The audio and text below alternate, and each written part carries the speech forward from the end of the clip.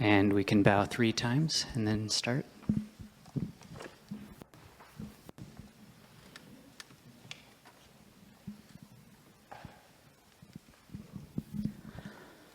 Brahmachaloka dipati sahampati katanjaliyana diwaram maya chata santi dasata parajakajatika desetu dhammang anukampimang pajang.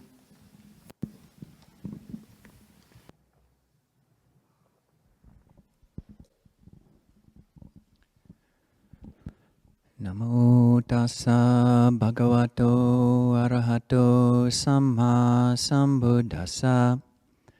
Namo tassa bhagavato arahato samma sambuddhassa. Namo tassa bhagavato arahato samma sambuddhassa. Buddhang dhammang sanghang namasami. So it's great to be here with everybody. Thought it was great that the heating system stopped all of its clanking for us to meditate. I thought that was going to be an integral part of our calming practice during the meditation, to just relax around those randomly timed clanks and bangs. But fortunately, it stopped for enough time for us to meditate, and we'll see if it comes back. But yeah, I hope everybody had a happy Thanksgiving. I was myself visiting family and had a really nice time with different family members, staying at my brother's house and with his wife and their, I guess, nieces and nephews. And there was a turkey trot on Thanksgiving itself. I'd never heard of that before. Everybody just talked about it as if everybody should know what a turkey trot is. But I had no idea, but I got wrangled into going on a turkey trot with everybody. And really, it's not that different from walking meditation, except you've got kids running circles around you. I've managed to get all the dinosaur stamps off of my hand. Every time you go a lap, you get a dinosaur stamp. But yeah, it was good. It was a good Thanksgiving. But family, it's the best, and it can be complicated at times. So, was thinking a lot about family this past week, and it's good. This chant that we did is really a beautiful roadmap for happiness in a Buddhist context. So many of us Westerners or people not born in a Buddhist country, we just come to Buddhism through meditation, and for many, that's the entirety of their Buddhist experience or their spiritual experience. What they're comfortable with is just meditating.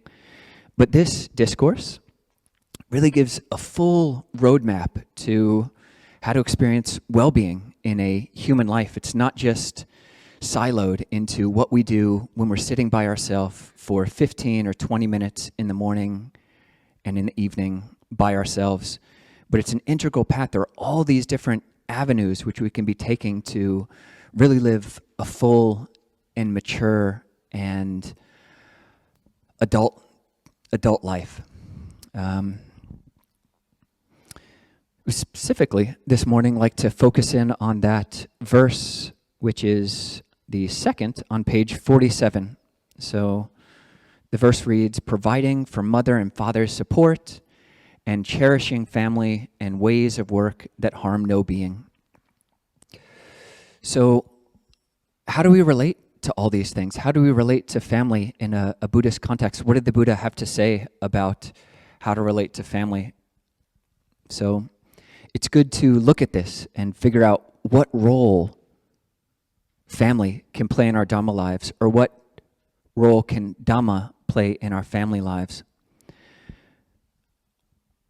So all this week was listening as I was staying with family, finding different Dhamma talks from other teachers about family, and went on to dhammatalks.org, a really great website with Venerable Tenisaro's Dhamma talks, and just it's got a great search function. You can search the last like 20 years of Dhamma talks and just put family in there, and one after another, I think there's 2011, 2017, 2024, but just, and all like around Thanksgiving and Christmas time, you've got talks like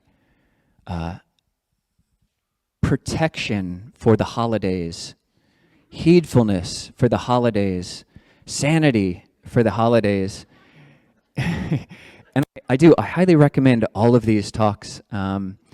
And people are laughing because it's so relatable. These things are not cut and dry. Family is not just a simple thing. I think for most people, it can be one of the highest blessings if we relate to our family members well. But it can also be a really complicated and enmeshing and ensnaring relationship if we don't relate to family and family situation with wisdom. So, yeah, this first aspect, providing for mother and father's support, this is a really important thing. So part of what's called mundane right view, is a very simple and somewhat enigmatic statement. There is mother and there is father. There is mother and there is father. And what the Buddha is pointing to here is that there is truth to the relationship between a child and their parents. There is a depth to that relationship that we all need to figure out, and we all need to, you can't just brush it all under the rug and pretend like there's no deeper connection to this relationship. It's causality. So much of Buddhism, the whole truth of paticca samuppada or dependent origination, is about the causality of our own suffering. The Four Noble Truths are all about how we cause ourselves to suffer and how we can not do that. When we relate to the inevitable suffering and pain and discomforts of life with wisdom, then we don't have to suffer. Pain is unavoidable, but suffering is avoidable.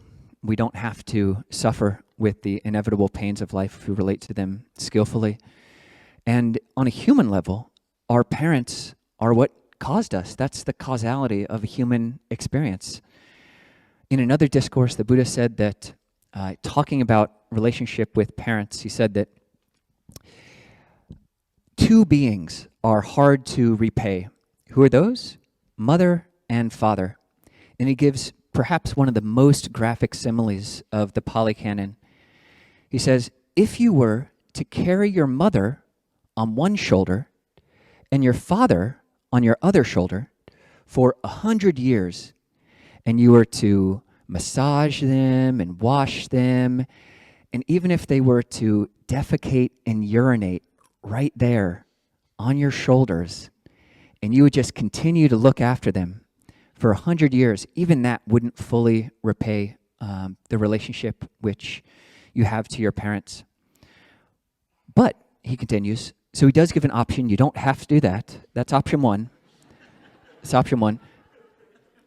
But option two is, if you can establish your parents who aren't yet established in generosity, in a sense of generosity. So if you can encourage your parents, the people you care about, the people who, family in general, if you can encourage them to be more generous, then that's a way of repaying them, which goes more than carrying them around on your shoulders. If you can encourage your parents who aren't yet established in a foundational and healthy sense of ethics or virtue, to be more virtuous, to have more of a sense of integrity, then that is a way of repaying them. If you can get your parents who don't yet have faith or confidence to have more faith, and we aren't asking our parents to bow down to Buddha statues or anything superficial and not so important as an outward gesture like that, but to really have confidence in the principle of causality, that it is possible to abandon unhelpful mental states like greed, anger, and delusion. And it is possible to cultivate healthy mental states, mature emotions like loving kindness, compassion, empathetic joy, and equanimity. If we can really get those who we owe so much to believe in that and to really live from that place of confidence, then that's a way of repaying that debt of gratitude. So the Buddha is here when he says providing for mothers and father support is a highest blessing. He is talking about our actual mothers and fathers. But we can also look at it as symbolic mothers and fathers. And in the meditation that we just did now, when we look at mindfulness and clear comprehension, these are like mothers and fathers of bright mental states, of wisdom, of tranquility. We need to bring these qualities, and we need to provide for the support of these qualities. And what does that mean? It means both in meditation, we provide for the support of mindfulness by nurturing it, remembering to remember, remembering to be sensitive again and again. And not just during meditation, but throughout our daily life. And we just have to provide for the support of mindfulness in our formal practices while we're doing formal sitting meditation on our meditation cushions for however long we do that. We provide for the support of that by being mindful throughout the day. Mindful of what? Being mindful not to be triggered, being mindful not to be reactive, and being sensitive to our principles in life. So these are like a mother and a father for us, and we pay attention to these causal conditions for well-being and meditation as well. So the second aspect that the Buddha brings up in this particular stanza is in cherishing family. And then the next stanza, the Buddha says, offering help to relatives and kin. So this is framed really in a non-monastic lay wording. So cherishing family, the word is literally for children and for spouse. And then the offering help to relatives is just that, so our more extended family. So how do we do that? And we do that through what's called sangaha, which is translated here as cherishing or as offering help. There are 4 bases for this way of providing for family support. That is through generosity, through kind words, through beneficial help, and through being even-minded, having a level of equanimity. And these are really important virtues during the holiday season. This is one way to protect the mind during the holidays, one way to be heedful during the holidays and to bring sanity to yourself and to your surroundings during the holiday. So many of our family members don't have the supports that we have. They don't see the benefit in being kind and generous and speaking words of friendliness to one another. So we can be that anchor. We can be that kindness to our larger family group. So those 4 qualities are good to memorize. Many people have already memorized the Brahmaviharas, these divine abidings of loving kindness, compassion, empathetic joy, and equanimity. But these 4 bases for sympathy, the 4 sangaha vatu, bases for communal harmony, of generosity, of friendly speech, of beneficial help, and of evenness. These are the 4 Buddhist love languages. So figuring out how to both be sterling and to really practice these in our relationships is really important. You can see the effect of these as you bring them into daily life, interacting with your family. One of the cool things that happened it was actually on Thanksgiving Day. So I think I'm somewhat spared. I have gone to family Thanksgivings before. I think it was great. I got a 6-year reprieve from Thanksgivings when I first ordained. I didn't go back to a single one. So it was like a detox. It was like a family Thanksgiving detox for 6 years, and kind of reset sanity to some extent for myself. And yeah, now coming back, I've been to several of these, and yeah, they're interesting times, and a lot of love, a lot of emotion. But on Thanksgiving itself, it's only been one time of the several that I've been that my family makes the effort, and it is a big effort, and I'm really grateful for it, to actually make Thanksgiving meal happen before noon. So as monks and nuns, we can't eat after noon. So it was a very kind gesture for my family several years ago to actually have the meal at like 10:30, preparing food the day before and getting up super early to prepare everything, and a very, very kind gesture, which I appreciated. And it was great, but it also comes with the drawbacks of Thanksgiving meal, which is, as you all know, you eat a lot of food when there's just tons of food around. So when it's in the afternoon, I just can't eat. So I'm just there, sitting with some seltzer water while everybody is just digging into the highest plate of food that you've, seen in the last year. But after that, my brother ordered these test strips online on Amazon, and maybe someone can help me with the name. I think the acronym for these test strips, they've got a chemical on them, which I think the acronym is PCU or PCT. But what they are is this very, very bitter compound, this very, very bitter chemical substance. And what they're testing for is something called super tasters. Super tasters. So some percentage of the human population, and it differs in different countries. It differs, women are more likely to be a super taster than men are. Croatians are more likely than Serbians to be super tasters, and maybe it's the other way around. Please don't quote me on that.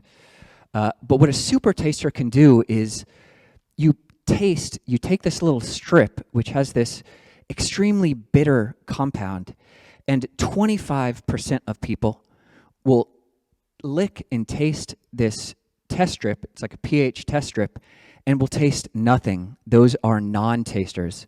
So my brother gives these out, and I put it in my mouth, and no taste at all. Just this completely boring. I mean, it's a very trustful act, and you could put anything on this piece of paper, but okay, little piece of paper, nothing. But then he gives it to my sister, and she licks half of it, and she makes the most kind of disgusted face. It's like a extreme bitterness. She is a super taster, and she only licked a part of it. And I'm like, oh, I couldn't believe her face. So I'm like, okay, so give me the other half of that.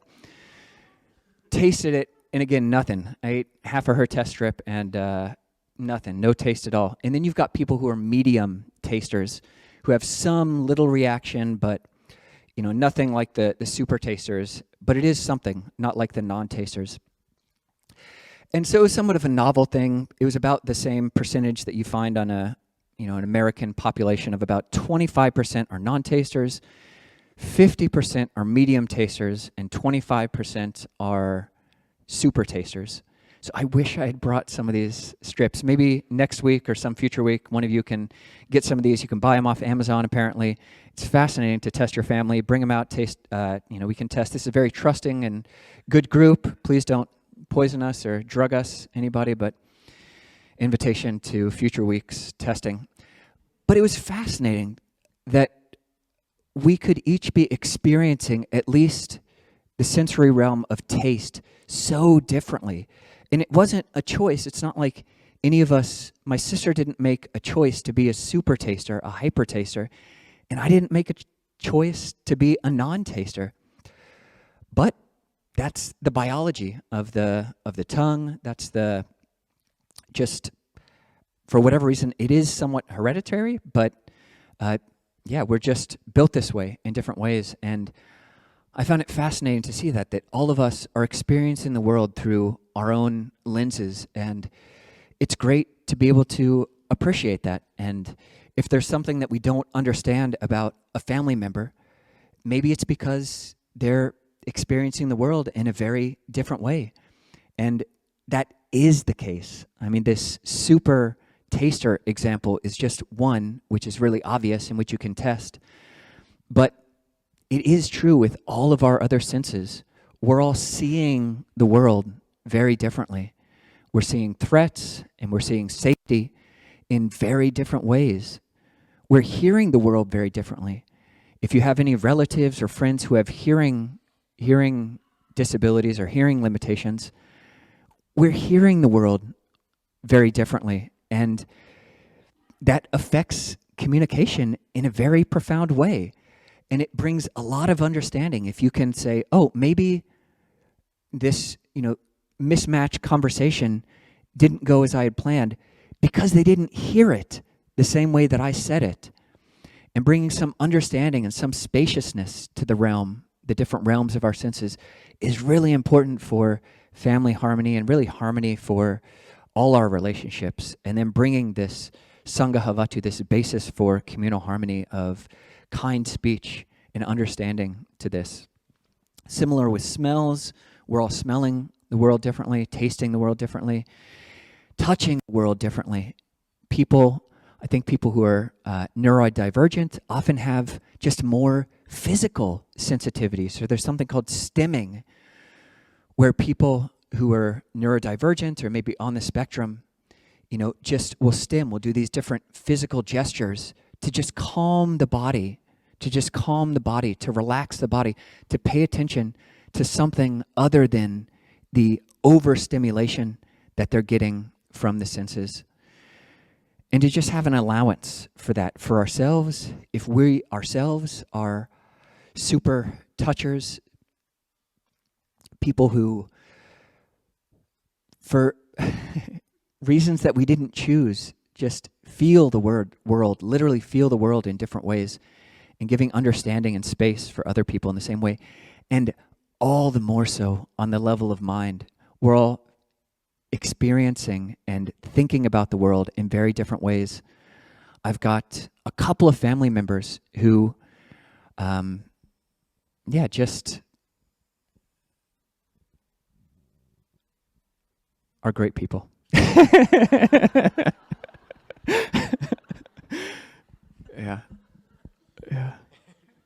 Yeah. So that leads us to the next one. So in ways of work that harm no being, the Pali for this is anakula cha kamanta. So kamanta is work, but it's also the ways of interacting, the ways of doing, the ways of being in the world. And anakula, it does mean that harm, it means doing things in a way which is harmless. But that first part of the word, kula, or the root of that word, anakula, kula is a family. The root of that word is to be close, to be close. So the word family, kula, is closeness. That's what family is. Family is closeness. It's those people who we are closest to, at least for a large chunk of our lives. Both our family of origin and our family of choosing. These are the people who are closest to us, our family of origin and our family of creation. But when you add this this prefix to akula, it changes the kula root, which means closeness. Is a intensifier. So when you intensify closeness, it becomes entangledness. So this line right here, ways of work that harm no being, could also be translated as, and ways of doing and being in the world which are not entangled. So ways of relating to those who are closest to us in ways which are not entangled, not obstructed. I just find that fascinating, that you take the beauty, which can be family, and you just intensify it.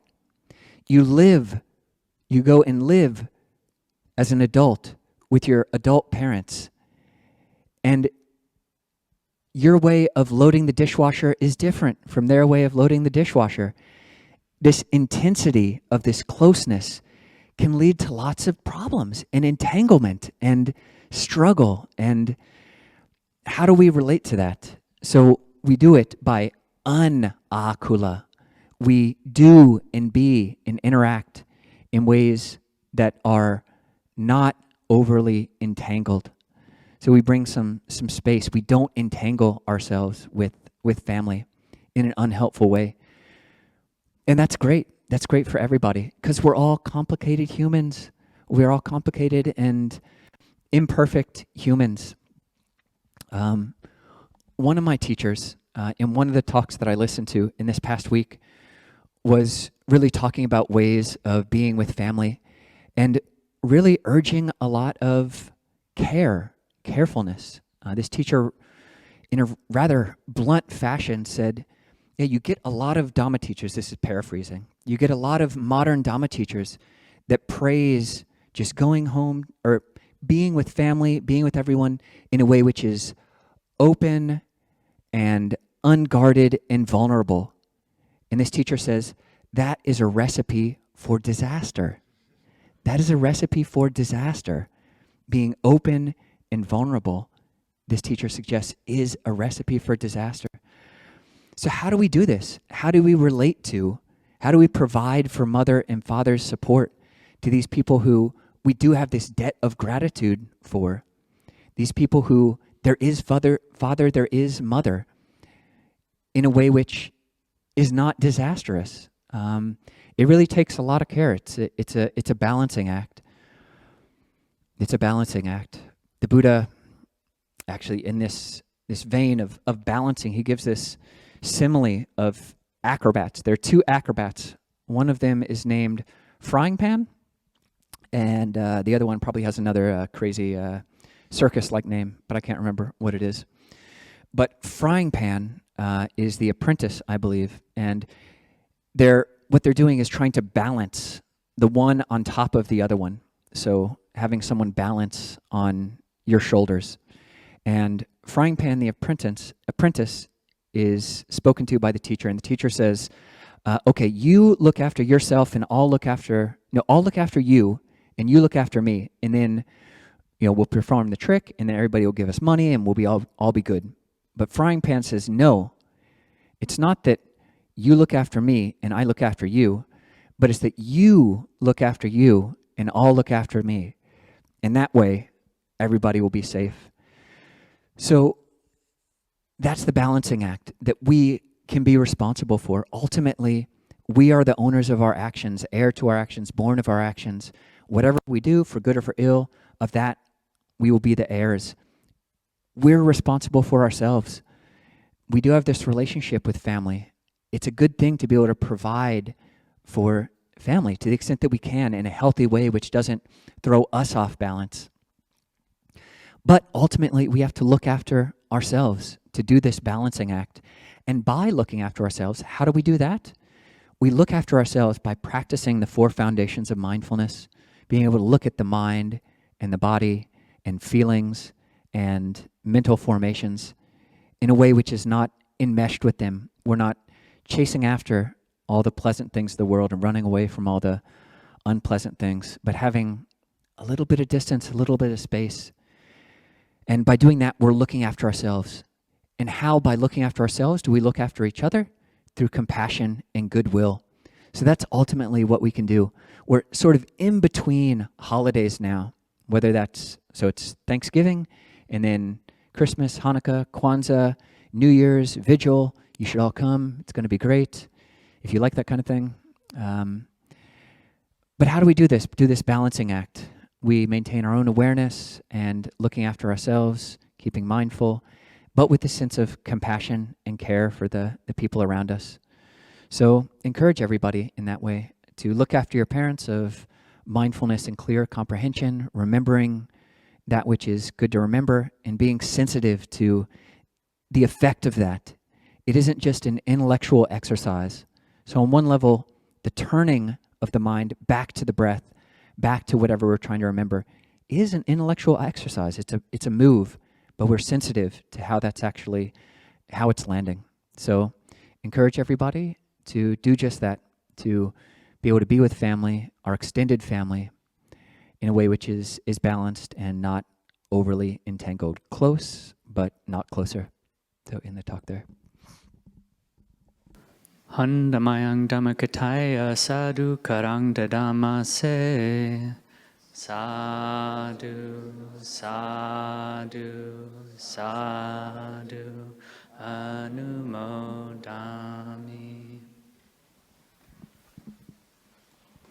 Okay, so we can open things up for questions. Yes, can you hear me? Yeah. Okay. Thank you for the Dharma talk. It seems, though, that you somewhat sidestepped some of the more difficult entanglements. And I know some of us, or at least I'm assuming, don't have the privilege of a normative family. And one way I wanted to put this question is, what if Mara is your mother? How do you spend time with family? Do you spend time with family? Yes, thank you.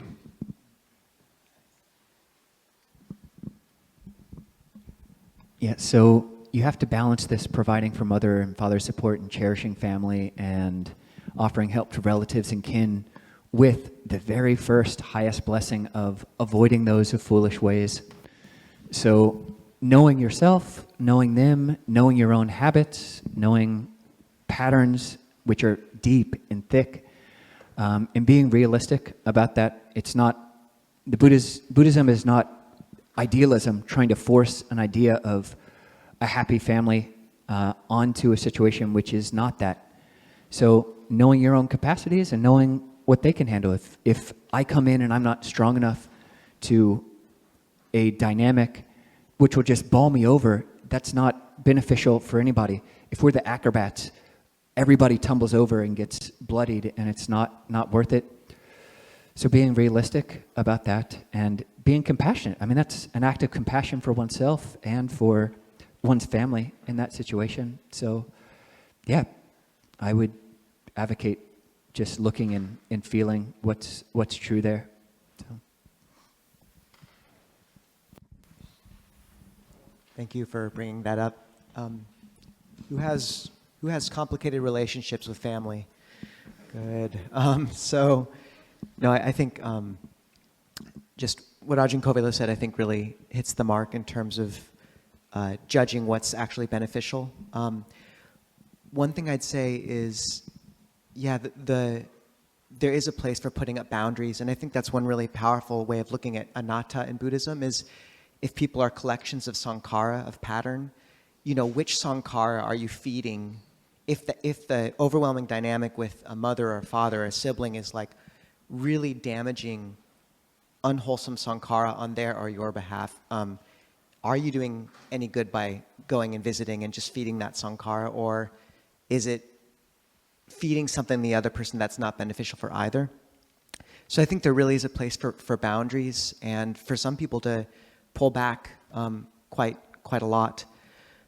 I would also balance that, though, with saying that I think the Buddhist encouragement towards that recollection of there's mother and there's father is it's your responsibility as a child to always be looking for the point where something could be rebridged. Like, that's our duty. And to be very sensitive and to know that there is a debt always, even if you had a very problematic childhood.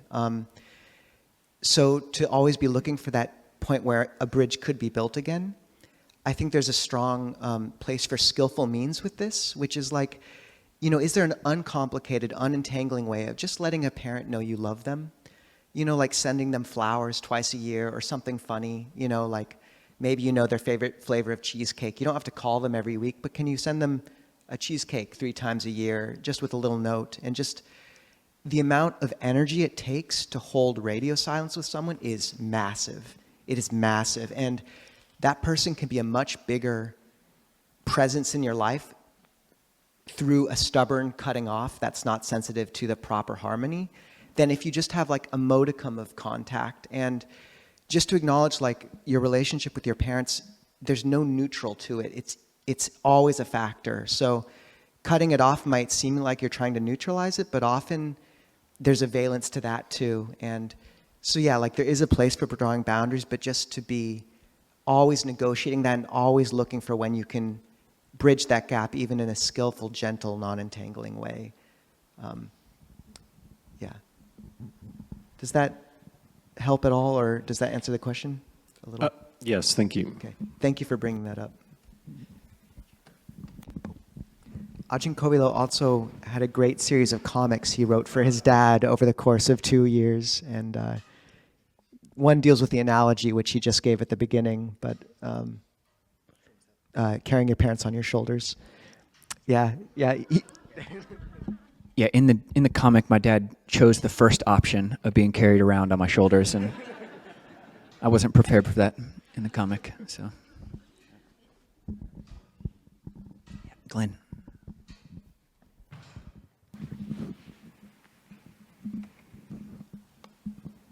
Thank you, Ajahn, for your talk today. Is it okay if I share a short story? So I had a complicated and difficult relationship with my mother, and one Mother's Day I couldn't bring myself to call her, send flowers, or do anything. And I was on the way home from work at like 10, 11 o'clock at night, and I felt guilty. I'm like, ugh. But I didn't do that day because I was feeling so much anger and resentment towards her. I'm like, I'm not going to wish you anything on Mother's Day. And then I thought, what do I say? So I sent her an email that said, I hope you had a good day. And I hope you are filled with love, and I hope you are peaceful and safe and protected. The metta phrases, and I'll call you tomorrow. Fast forward, and the next morning I receive an email response from her that says, oh, you're so beautiful and kind with your words. This is the first time I ever did it.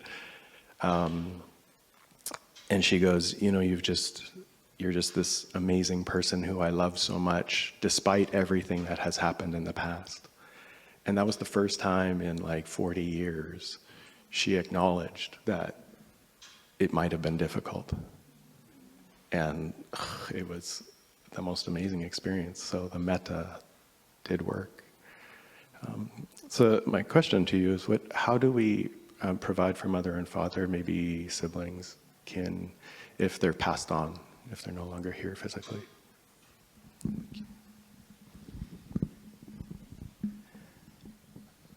Yeah, there's a sutta that we've already covered in the Mission Majjhima. I think it's the Akankaya, Majjhima number six-ish. Where the Buddha says, if someone would wish, may those who've passed away, like mother or father, remember me, and because of that remembrance, practice the Dhamma, then one should practice morality, one should practice mental seclusion, meditation, and also practice insight, vipassana, and by that you're creating the conditions for well-being of family. And it's interesting to think about.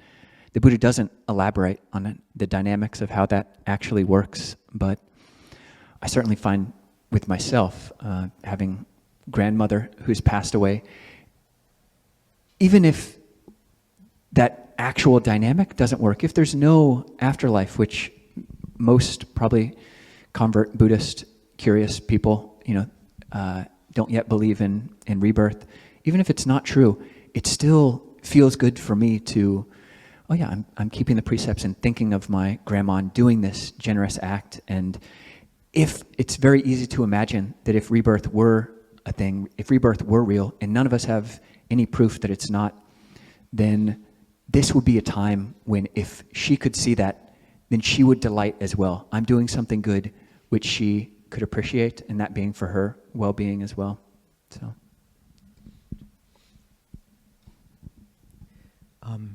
I was staying with a teacher named Ajahn Kalyan in Australia, and a woman came up after and said, my mom passed away and I've just dreamed of her this last month, and she's shivering and cold and her clothes are in rags and she's just asking for help. And Ajahn Kalyana said, she's actually in a in-between state in a ghost realm. You need to do good acts and dedicate it to her. She'll be able to feel that. And afterwards I went to him and I said, I've heard about this in the suttas, but I've never seen this in person, like in real life. And he said, this happens all the time. So in every culture except ours, there's a way of recollecting and dedicating to the dead. Dia de los Muertos, ancestor worship in China, in Thailand. So yeah, when you do good acts, remember those who have died and bring them to mind. And if the Buddha said that if they are nearby, they can feel the goodness, and it feels good if you know someone's thinking of you. Especially if someone's died, for the 7 days after that, light a candle in the morning and evening and dedicate merit, meditate, spread loving kindness. And then in Thailand, they don't just end at 7 days, they'll come back around and do another ceremony, in a month, and then in 3 months, and then in a year. So just keep on doing that. And even if, like Ajahn Kovilo said, there is no afterlife, it changes your relationship to the memory. And one other thing I'd just say is, this isn't some rosy-eyed view of one's parents. When we don't forgive parents, it's like we trace our suffering back to what they did. But it's like this limited view of conditionality, like take that back. What about when they were 5? Just go on back farther until you see them as a child. And there's forgiveness hiding there. And to know that, I think this is the problem, is that with modern forms of therapy, so many of them do trace back your suffering and your stories to childhood. And yeah, like a lot of those lead to your parents, The problem, though, is that without that framework of sanctity, like this is a sacred relationship, if there's that feeling of framing the parent-child relationship as sacred, then it becomes this crucible for you to become patient and loving. But there needs to be that sacred framing, because that's what, otherwise there's too many sankharas running around in patterns and friction, and it just rips apart. But if there's the framing, then it becomes the most powerful way towards forgiveness and love, that relationship, if it's held like that. And in Thailand, every year, the kids will come and wash their parents' hands and ask for forgiveness. It's like such a beautiful relationship, so. Carl?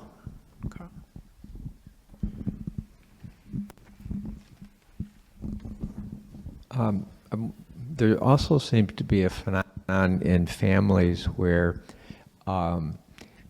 their emotionally IQ, both receiving and giving, seems to be damaged. I can think of one situation in a family member that had very difficult relationships on all sides, and then at their funeral, people came up that weren't in the family and talked about their good qualities and were crying at how helpful they were. And so there's something that seems to be that family sometimes brings out the worst in both sides of us, and we can't see the good of others and they can't see ours. If you could just comment on that. Yeah, thank you, Carl. Yeah, it's very true. I mean, cultivating an emotional intelligence is very important as well, and it can very easily be overlooked if someone's foregrounding some form of spiritualism, which is just meditation, or just an intellectual appreciation of a spiritual life, just reading suttas or reading books about meditation. But we do need to educate ourselves on the emotional level, and I feel like figuring out at least, and it's probably a lifelong education, but how to relate to family, that aspect of emotional intelligence is just so important, and you can't just bypass it. And it will not look the same for any family. But being sensitive to that and just realizing that you can't ignore this part of our being.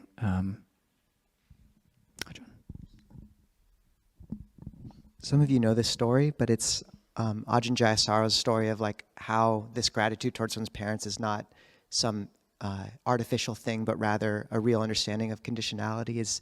He was wandering through, I think, Israel or Iran during his time before ordination, and he'd been traveling around Asia without money just to see if it could be done. Traveled over the Afghanistan mountains and rolled up in a rug, not because he was being smuggled, just to stay warm.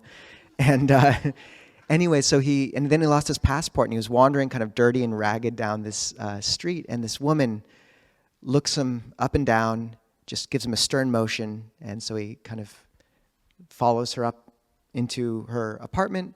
She points him to the shower, pushes him in, basically drops a shirt and a pair of pants in there with him, and he gets the message. He showers, comes out clean. She has a meal waiting for him. He kind of eats it. They don't speak the same language, but she keeps looking at her watch because she's probably late for work. And then he finishes eating. She ushers him downstairs, puts him out on the street, and then sort of heads off, and they don't exchange one word. And years later, when he was meditating in an ashram in India, that memory came to mind, this woman who'd fed him and clothed him for no reason, who he didn't know. And he was just had tears rolling down his face. And then he thought, how is it that I have this huge swelling of gratitude for this woman and my parents who clothed me and fed me every single day I don't even think of. And it's just this understanding of what they've done for us. So I thought that was a really important story to frame things with.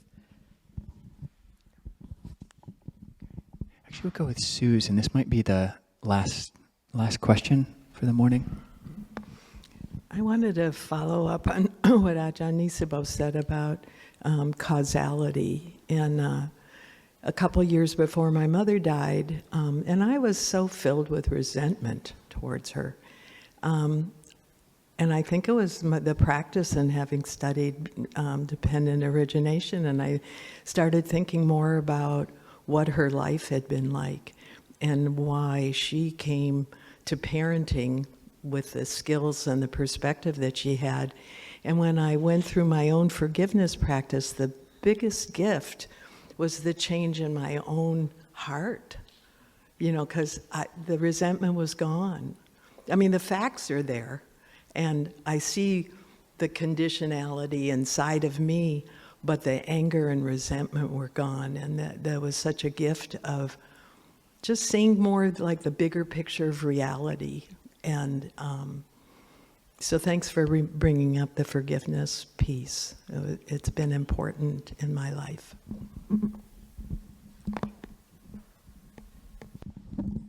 Thank you, Suze.